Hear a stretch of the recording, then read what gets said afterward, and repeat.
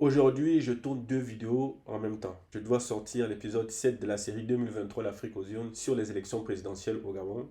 Ça fera donc deux épisodes dans la même semaine. Tu regardes le sixième des 10 épisodes de la série 2023 l'Afrique aux urnes. Bienvenue sur le projet Bikaliik, l'espace d'expression et de promotion de l'actualité africaine. Dans cette vidéo, je t'explique les enjeux de l'élection présidentielle au Zimbabwe, le 23 août de cette année, Zimbabwe. Clique sur j'aime, partage, abonne-toi, active la cloche de notification pour ne rien rater. Bon visionnage.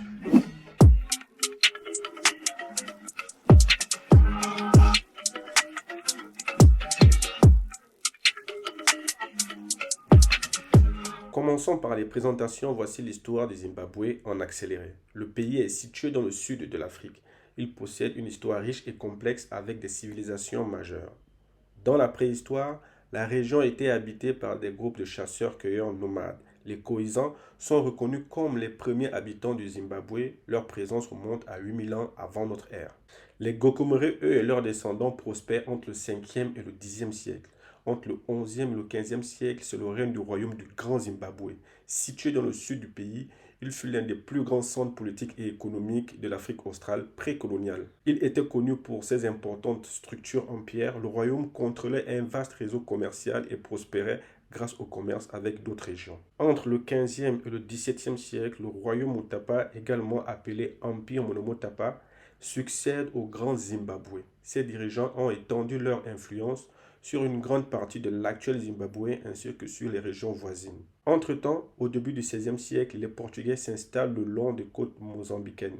Leurs contingents militaires combattent les tribus locales et s'emparent de tout l'or qu'ils trouvent. En 1629, le roi Mwene Mutapa Kapaharidze tente sans succès de rassembler les tribus contre l'insurrection portugaise. Il a été remplacé par Mwene Mutapa Mavura, qui était en réalité un vassal travaillant pour le compte des Portugais. Après plusieurs renversements d'alliances et des rébellions, les Portugais sont finalement expulsés par les troupes du Monomotapa en 1690. Cependant, l'empire du Monomotapa est désormais limité à la vallée du Zambèze.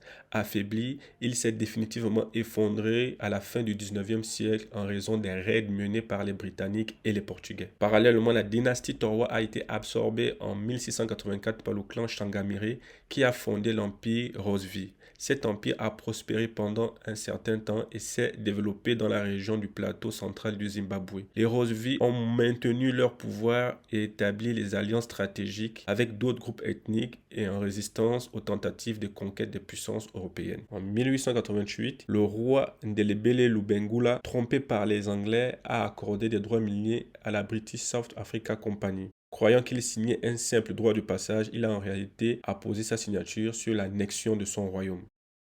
Par la suite, le gouvernement britannique favorise l'administration des territoires conquis en Afrique australe. C'est ce qui conduit à la colonisation britannique et à l'établissement de la Rhodésie du Sud en 1890.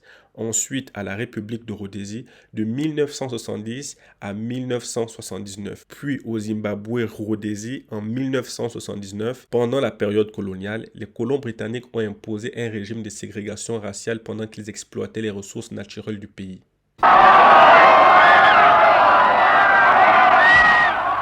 As black civil disobedience mounted, Mugabe was several times arrested. By now, he was calling for rule by an African majority.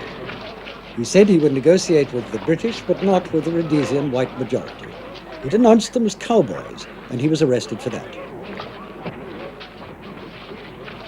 In 1964, the government cracked down on the whole black nationalist movement. This time, Mugabe was detained without trial for 10 years. He used his time in jail to teach and to study, passing 3 law exams. Au fil des décennies, les mouvements nationalistes se sont développés, luttant pour l'indépendance. Les leaders tels que Joseph Nkomo et Robert Mugabe ont joué un rôle clé dans cette lutte.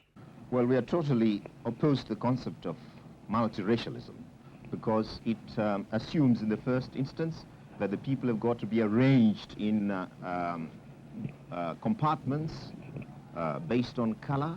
You have Europeans in one compartment, Asians and coloreds in 2 other compartments, and the Africans in another compartment. And immediately you talk of multiracialism, you are accepting as a starting point that the races are different, and this difference must be recognized. And this is exactly why we are at the moment struggling to earn for our people one man, one vote. Le Zimbabwe a finalement obtenu son indépendance en 1980.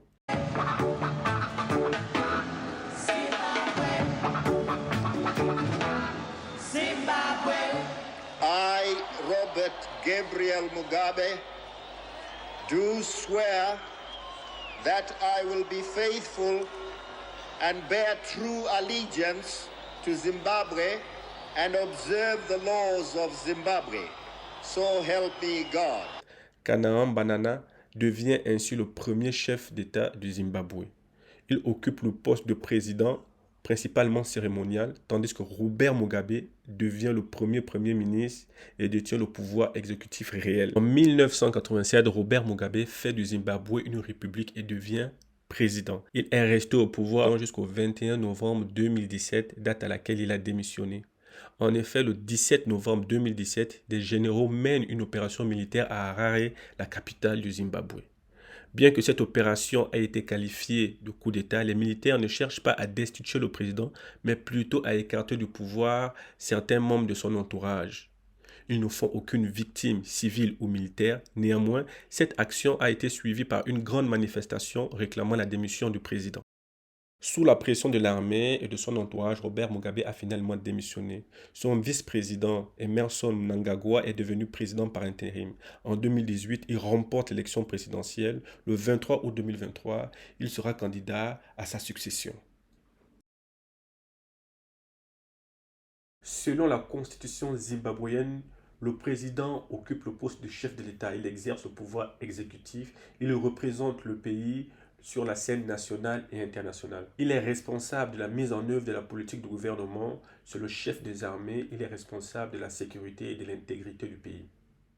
Les élections à venir auront un enjeu considérable, non seulement pour les 16 millions de Zimbabwéens, mais aussi pour toute la région. Tout simplement parce que le Zimbabwe occupe une place considérable dans les consciences collectives africaines. En raison de son passé marqué par la lutte contre les régimes racistes britanniques et par rapport à Robert Mugabe qui, bien qu'il nous ait quittés en 2019, détient toujours le record du président africain le plus âgé. Du haut de ses 93 ans, il est encore président de la République du Zimbabwe en 2017. Néanmoins, Paul Biya, le président du Cameroun, actuellement 90 ans, est bien parti pour battre ce record. Bien que l'économie reste le principal défi, le chômage est aussi un enjeu important dans la mesure où il touche très majoritairement les jeunes de moins de 35 ans qui représentent quand même 70% de la population. Pour faire face à ces défis, deux candidats sortent clairement du lot. Il s'agit du président sortant Emmerson Mnangagwa du parti ZANU-PF. Pour répondre à ces enjeux, le président Mnangagwa reste dans une rhétorique nationaliste.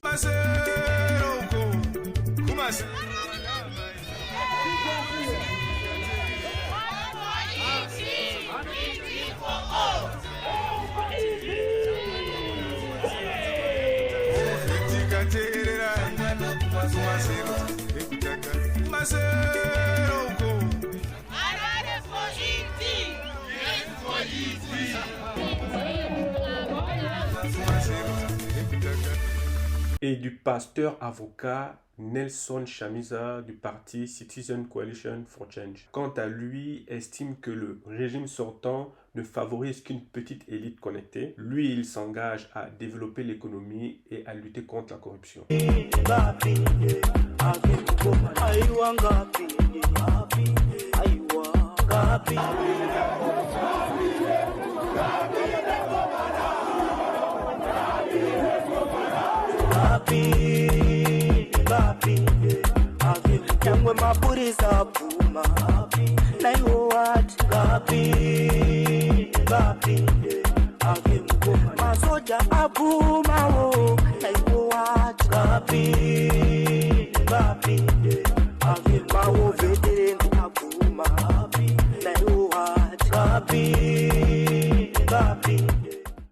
La commission électorale a déclaré que 6 millions de Zimbabwéens sont inscrits sur les listes électorales pour le scrutin de cette année. Bien qu'il y ait une population majeure de Zimbabwéens à l'étranger, notamment en Afrique du Sud voisine, les Zimbabwéens de l'étranger ne sont pas autorisés à participer au vote et les Zimbabwéens ont le destin en leurs mains. Pour résumer, on peut dire que ces élections peuvent ouvrir la voie de la réintégration des Zimbabwéens dans la communauté internationale.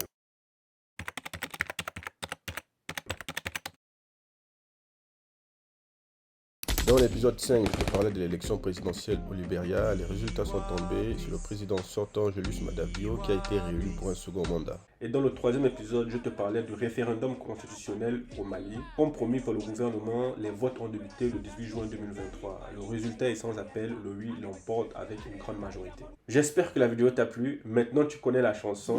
Clique sur j'aime, partage, abonne-toi, active la cloche de notification pour ne rien rater. Si c'est la première fois que tu regardes l'une de mes vidéos, je t'invite à regarder mes vidéos précédentes et les autres épisodes de la série 2023 à l'Afrique aux yeux. Merci, à bientôt, ciao ciao.